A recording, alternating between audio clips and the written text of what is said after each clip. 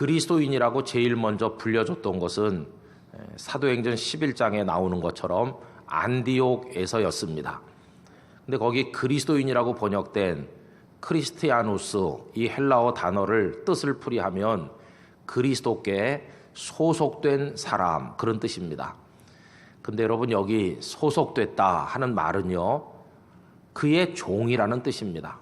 그러므로 그리스도인이라고 하는 것은 그리스도께 소속된 사람, 다시 말해 그리스도의 종이라는 뜻입니다. 오늘 산부 예배 오신 여러분 자신을 우리 구주 예수님의 종이라고 인정을 하실 수 있으십니까? 우리는 그리스도의 종이라는 겁니다. 그러면 종은 어떻게 행동합니까? 종은 주인께서 멈추면 그 곁에 함께 멈춥니다. 주인이 길을 출발하면 종도 함께 갑니다. 이게 종의 모습이죠. 오늘 읽은 말씀 가운데 42절에 보면 예수님께서 제자들에게 뭐라고 말씀하십니까? 일어나라, 함께 가자, 이렇게 하세요. 왜 그렇습니까? 그분은 앞서 가시는 우리의 주인이시고 우리들은 뒤를 따라 같이 가는 그분께 소속된 그분의 종이기 때문입니다. 그래서 당연히 우리는 함께 가자는 그분의 말씀에 순종해서 함께 가야 될 사람이라는 사실을 깨닫게 됩니다. 여러분, 우리가 사용하는 많은 단어들 중에 이 함께라는 말 참 따뜻하고 좋은 단어라고 생각합니다. 우리 함께 갈까요? 그러면 동행이 되고, 우리 함께 할까요? 그러면 동역자가 되고, 우리 함께 살까요? 그러면 룸메이트가 되거나 남녀인 경우에는 부부가 되기도 합니다. 그런데 이 세상의 온갖 안타까움과 슬픔들의 상당 부분이 이 함께라는 단어를 구현하지 못하는 데서 비롯된다는 생각을 할 때가 있습니다.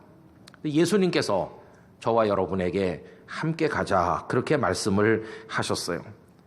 그러면 함께 가려면 우리에게 어떤 영적인 덕목이 필요할까? 함께 가기 위해서 필요한 게 뭘까요? 여러분, 혹시 모세골이라고 들어보셨습니까? 모두가 새로워지는 골짜기, 그런 뜻으로 모세골, 이렇게 오래전에 서울 영락교회에서 목회하셨던 임영수 목사님께서 이제 말년에 경기도 양평에다 세우신 영성수련원의 이름이 모세골입니다. 이 목사님은 한국 개신교회를 대표하는 영성가라고 말할 수가 있는데, 주님을 깊이 묵상하고 주님과 더불어 살아가는 삶을 어떻게 살아가는 게 옳은지를 찾아오는 이들에게 가르치는 삶을 지금 살아가고 계신 분이십니다.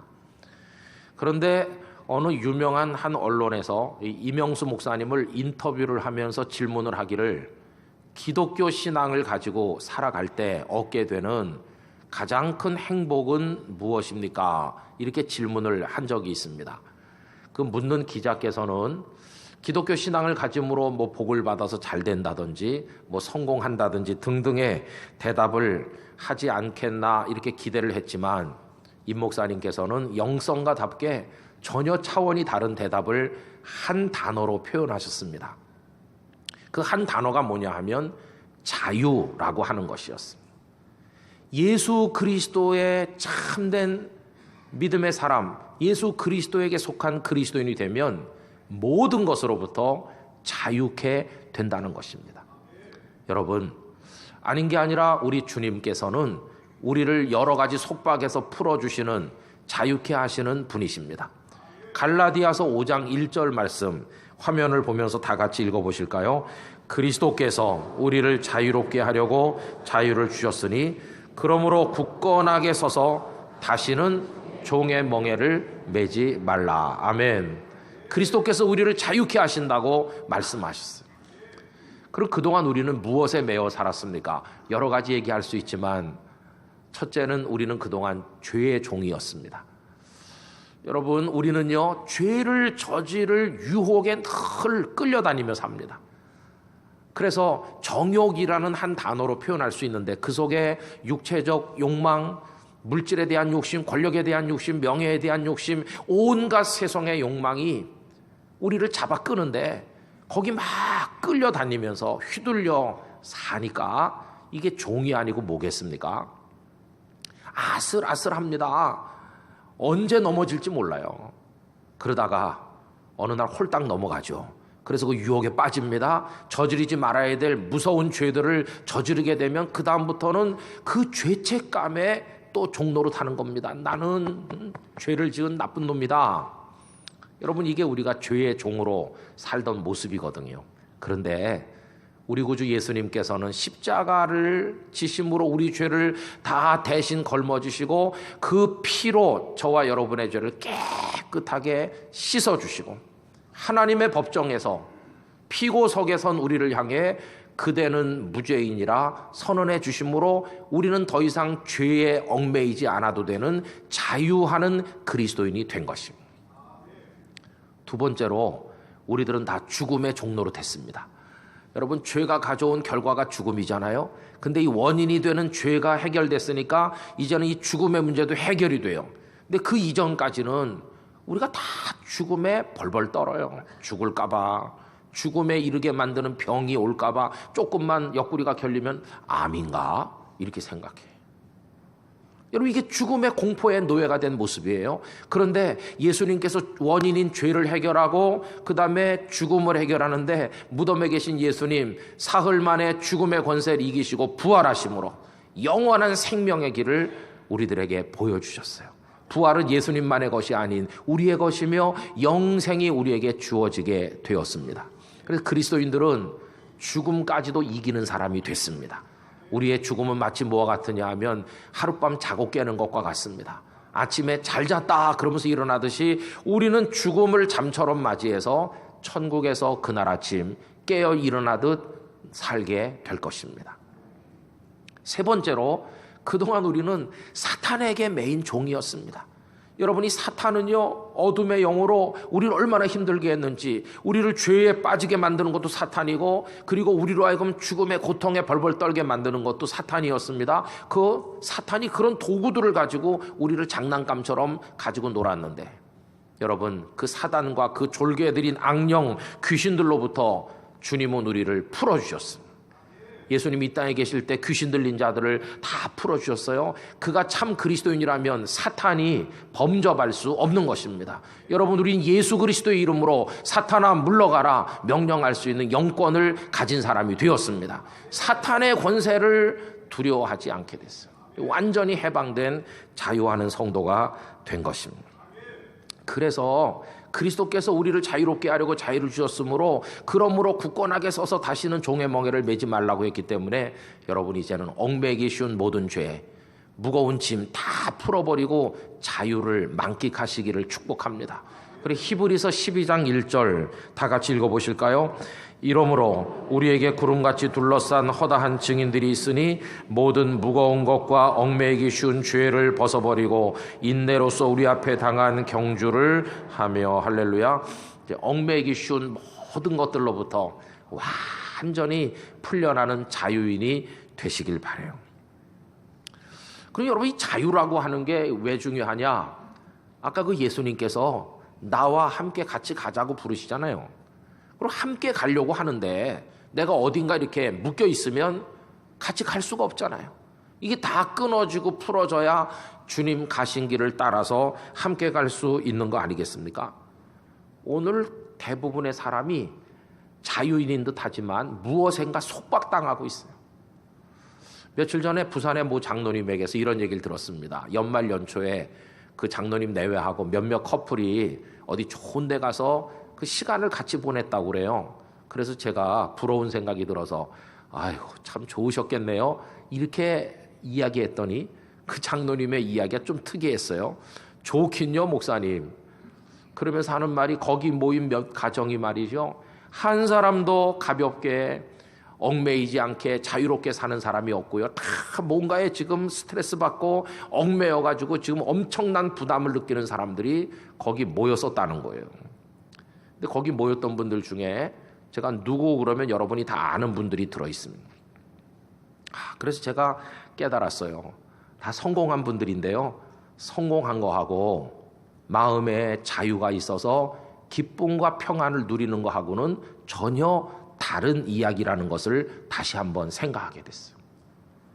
사람들은 다 무엇인가 매여 있습니다. 매여 있어요.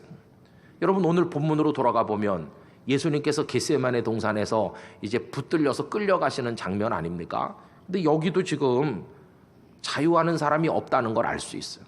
그 겟세마네 동산에 많은 사람들이 있었습니다. 예수님께서는 함께 가자 그렇게 했는데 예수님과 함께 간 사람은 단 한 사람도 없었습니다. 이것이 무엇을 반증합니까? 거기 있는 많은 사람들 중에 진정한 자유인은 한 명도 없었음을 우리들에게 보여주고 있는 것입니다. 다 모세인가 얽매인 종이었어요. 그들 중에 우리가 제일 먼저 말할 수 있는 사람, 가룟 유다입니다. 여러분, 유다 이 사람은 본래는 예수님의 12 제자 중에 한 명이었지만 오늘 본문 속에서 겟세마네의 유다는 가증한 배신자일 뿐입니다. 그는 은 30개를 받고 스승이신 예수님을 팔아넘기기로 작정을 했고 이미 그 은을 받아 그의 주머니가 묵직합니다. 그리고는 대제사장, 서기관, 그리고 백성의 장로들의 사병들을 인솔해서 길잡이 노릇하면서 지금 겟세마네로 온 것입니다. 여러분, 미리 약속했습니다. 캄캄한 밤이기 때문에 예수님이 누군지를 이 사람들은 모르니까 유다가 예수님께 키스를 하면 예수님이라는 표시가 되는 것이고, 그러니 당신들은 빨리 그분을 잡아가시오, 이렇게 미리 다 약속을 했어요. 여러분, 그래가지고 길잡이가 돼서 겟세마네 어두운 길을 올라오는 유다의 마음에 무슨 평화가 있었겠어요? 기쁨이 있었겠어요? 옆에 사람에게 밝은 미소를 지을 수 있는 여유가 있었겠습니까? 천만에요. 그는 지금 막 신경이 곤두서고 그의 눈빛이 맹수의 눈빛처럼 번득이고, 그리고 등골에 막 식은땀이 흐르고 스승을 팔아넘기는 자의 그 처절한 모습을 볼 수 있어요. 은 30개가 묵직한 기쁨을, 무게감을 그에게 느끼게 하는지 모르지만 스승을 배신한다고 하는 양심의 고통은 더 큰 무게로 그를 지금 짓누르고 있는 것이. 그래가지고 예수님께 다가와서 예수님의 시선과 그의 시선이 얽히는 순간 막 가슴이 콩당콩당 막 뛰고, 가증스럽게도 다가가서 랍비여 안녕하십니까 그 볼에 키스하는 순간 얼마나 그의 삶이 와들와들 떨렸겠어요. 그는 자유인이 아니에요. 은 30개의 매인 노예요. 그 뭔가 모를 무엇인가 끌려다니는 불쌍한 존재였을 뿐이에요. 그게 유다의 모습인 것입니다. 여러분, 그뿐이 아닙니다. 거기는요, 유다를 따라온 사병들이 많이 있어요. 그 사람들이 몇십 명이나 되는지는 알 수는 없지만 이런 명령을 받았겠죠. 자, 오늘 밤 너희들은 저자를 따라서 겟세마네로 간다. 저자는 유다라는 자인데 한때 예수의 제자였던 자다. 이젠 우리 편이 됐다. 저 유다가 너희들에게 예수가 누군지를 알려줄 테니까 즉시 결박해서 끌고 오너라. 이게 그들이 받은 명령이었어요. 그들은 유다를 따라 겟세마네 갔고, 유다가 누구에게 달아가서 키스를 했을 때 그를 붙들어 가지고 끌고 가므로 그날 밤 임무를 완성한 사람들이었어요. 여러분, 그러면 이 예수님을 붙들어 가려 왔던 그 사병들 중에는 예수님을 아는 사람이 한 명도 없었던 것일까요? 결코 그렇지 않습니다. 이때 예루살렘에서 예수님을 모르는 사람은 아무도 없었다고 말하는 게 옳을 것입니다. 왜냐하면 불과 며칠 전 저 갈릴리에서 왔다는 예수라는 이름의 한 선생이 어린 나귀를 타고 성문으로 들어오는데 아이들은 춤을 추고 사람들은 종려나무 가지를 꺾어 흔들며 호산나 노래를 불러서 온 성이 시끌벅적했던 것을 다 알고 있는 거 아니겠어요? 더군다나 그 예수라는 선생이 성전에 들어가더니 그 지고무상한 거룩하다 못해 하나님의 분신처럼 생각하는 그 성전에서 그들이 상상도 못할 일을 하지 않으셨습니까? 장사꾼들의 상을 다 뒤집어 엎으시고 그들을 쫓아내시더니 내 집은 만민이 기도하는 집이라고 선포했던 그 이야기를 모르는 사람이 누가 있겠어요? 더구나 그 예수라는 선생이 했다는 이야기가 다 그들의 귀에 들려오지 않았겠어요? 거기서 불과 오리밖에 안 떨어진 지척에 있는 베다니 마을에 나사로라는 사람이 병들어 죽어 무덤 속에 들어간 지 나흘이나 되어 썩어 냄새가 나는데 그 예수 선생께서 나사로야 나오너라 이래서 그가 살아난 이야기를 누가 못 들었겠어요? 저 갈릴리에서 바다를 잔잔케 하고 병든 자를 일으키고 오병이어의 역사를 일으켰다는 그 예수님 이야기를 안 들어본 사람이 사병들 중에 누가 있었겠어요? 그들 중에 조금이라도 생각이 있는 사람이 있다면 우리가 모시는 그분들이 이렇게 누구 한 사람을 제거하기 위해 혈안이 된 적이 과거에 있었는가? 이분은 누구이기에 이렇게까지 공적이 되어 사람들이 다 그를 죽이려고 하는가? 혹시 이분이야말로 우리가 수백 년 동안 갈망하고 기다리는 그 진정한 메시아가 아니실까? 그렇다면 내가 지금 오늘 밤에 하는 일은 무슨 일을 하는 것인가? 이렇게 생각하는 사람이 있어야 되는 거 아닙니까? 그런데 여러분, 그날 밤 예수님을 지키겠다고 나선 사람은 한 명도 없어요. 그 사병들은 마치 기계처럼 예수님을 결박해서 끌고 갔을 뿐이에요. 왜? 그분에 대한 호기심도 있고 메시아가 아닐까 하는 생각을 한 사람이 틀림없이 있을 텐데 왜 아무도 그 양심의 소리에 따르지 않고 그냥 기계적으로 움직였을까? 이미 그들은 자유인이 아니기 때문이에요.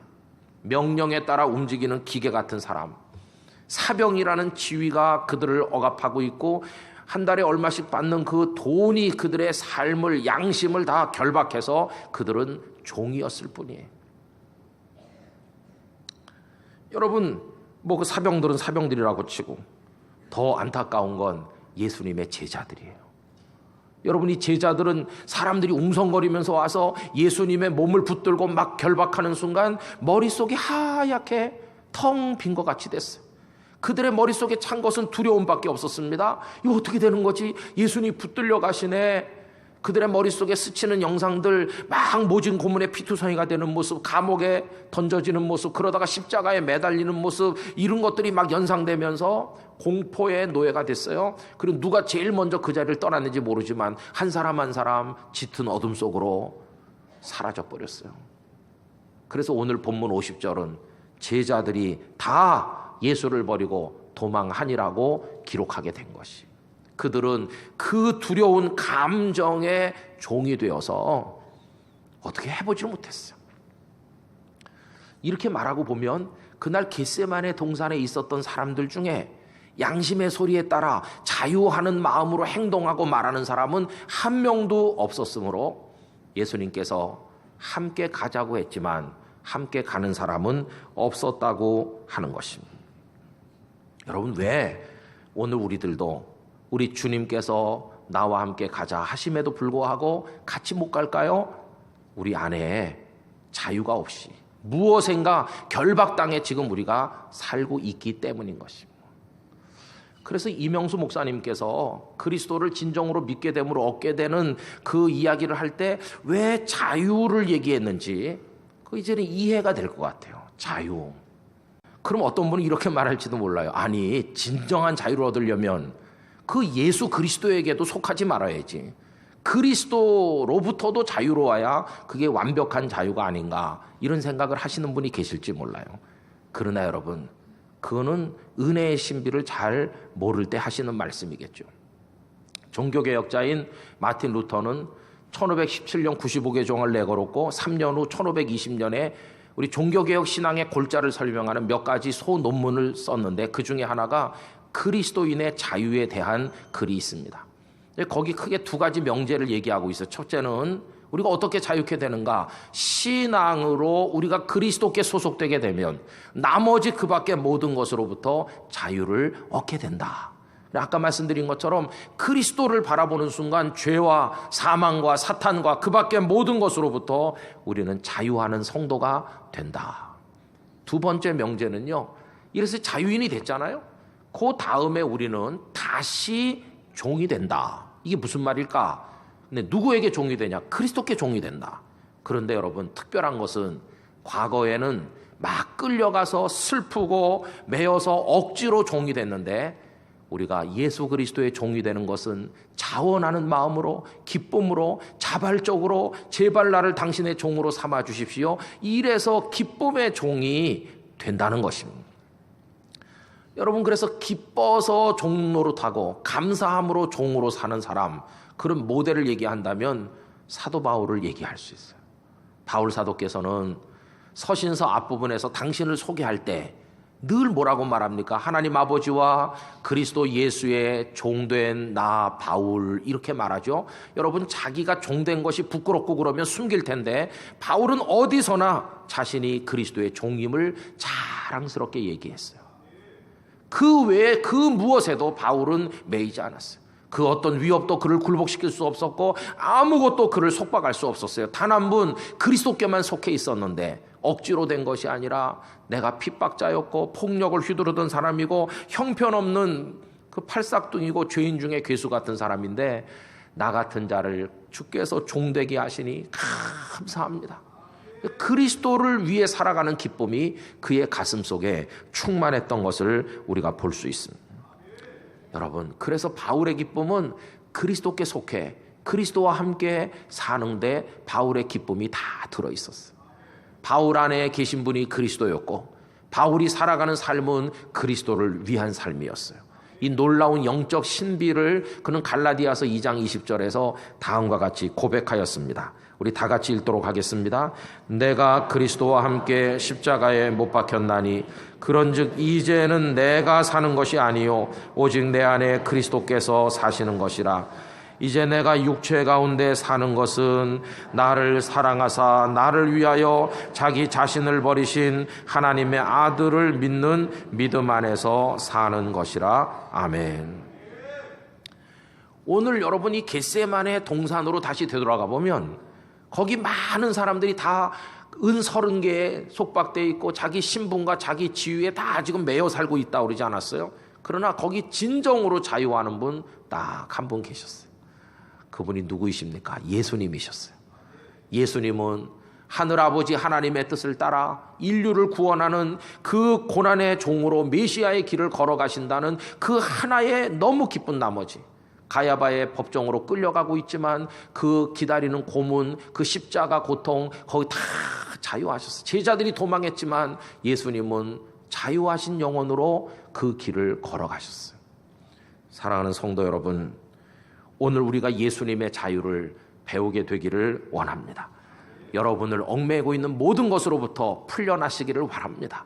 내 인생은 왜 이럴까? 나는 왜 이렇게 돈을 못 벌까? 나는 이렇게 못났나? 열등감, 여러분의 인생을 하찮은 것으로 생각하게 만드는 모든 이상한 의식들, 주변 사람들의 평판, 뭐 이런 것들 다 떨쳐버리시고 내가 어때서? 하나님이 사랑하시는 하나님의 자녀고 나 예수 그리스도께 속해 있는 예수님의 종일 뿐이지 그 무엇도 나를 속박할 수 없다. 당당하게 말하는 자유하는 그리스도인이 되시기를 바랍니다. 어떤 감정에 어떤 이익의 체면에 끌려다니는 인생 살지 않게 되시기를 바라는 것입니다.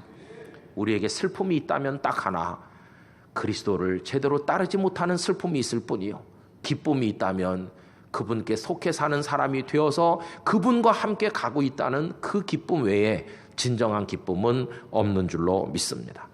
그래서 우리는 예수 그리스도 한 분이면 충분한 사람이 된 것입니다. 그분이 우리의 전부가 되신 것입니다. 그리스도 안에 기뻐하는 사람, 그가 바로 진정한 자유하는 성도인 것입니다. 여러분들 모두가 그렇게 되시기를 예수님의 이름으로 축원합니다. 다 같이 기도하겠습니다.